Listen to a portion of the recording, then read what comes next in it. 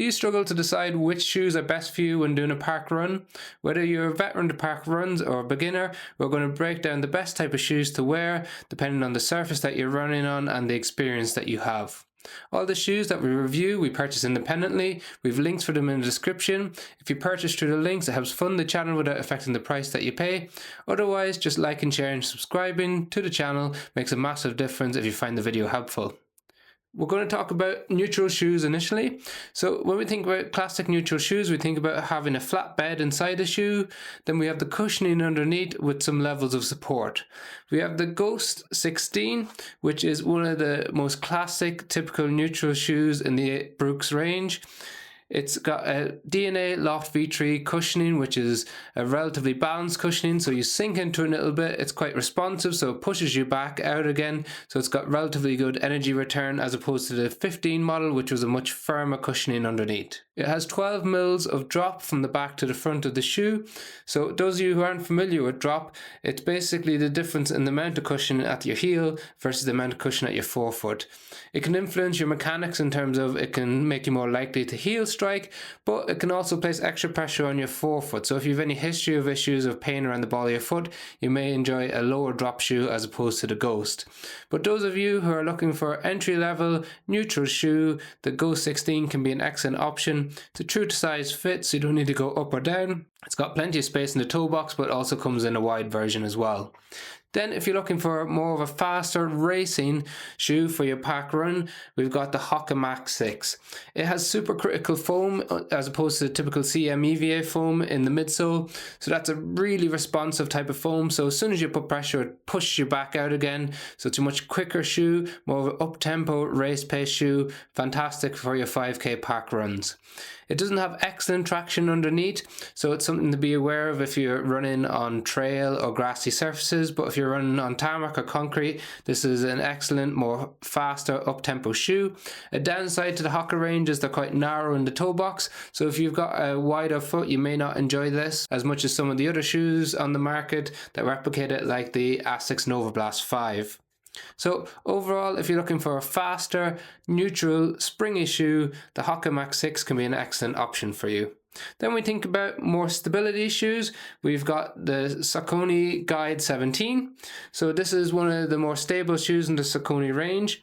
It tries to provide stability by having some sidewalls. So that's where the midsole comes up on the outside and on the inside of the shoe. Has a nice stiff heel counter. So these three factors help to cradle your heel, stop it moving from side to side on top of the shoe, and they help control pronation forces, so where your foot moves inward.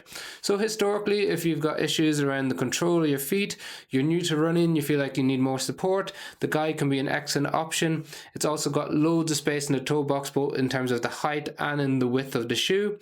It comes in a wide version as well, and it's relatively light for a moderate stability shoe. In contrast to that, we've got the Asics GT 2000 trail shoe.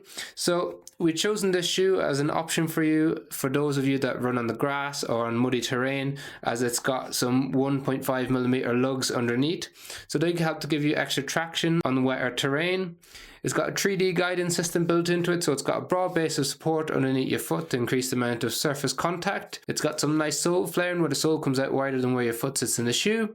And it's got some big sidewalls around the midfoot on the inside and the outside, helping to cradle your foot, reducing those pronation moments. It's got a true to fit size in terms of length, and it's got a normal amount of space in the toe box.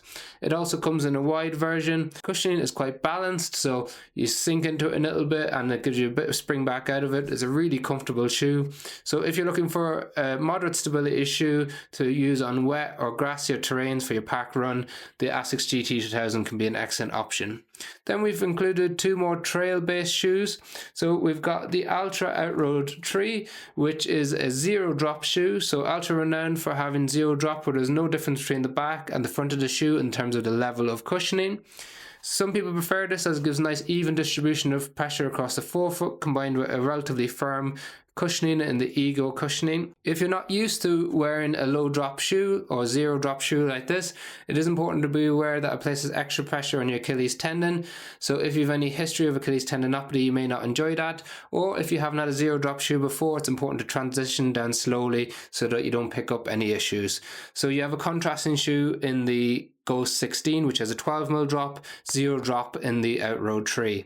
It has 1.5mm lugs underneath that are diamond shaped, give you excellent traction underneath, and it's what we classify as a road to trail shoe, so it can be used on the roads and on the trail surfaces as well.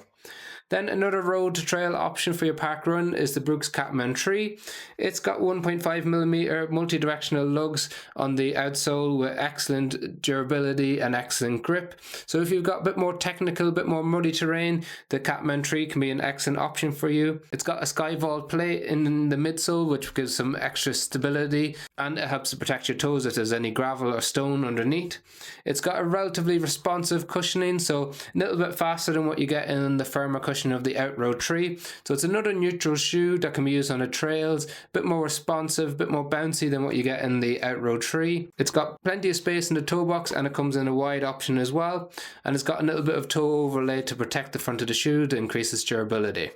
So you've got 6 shoes that provide different types of support, different types of stability, but also affect your performance differently. If you've got any questions of any of the shoes that you own, you can leave them in the comment section below and I'll get back to you on it.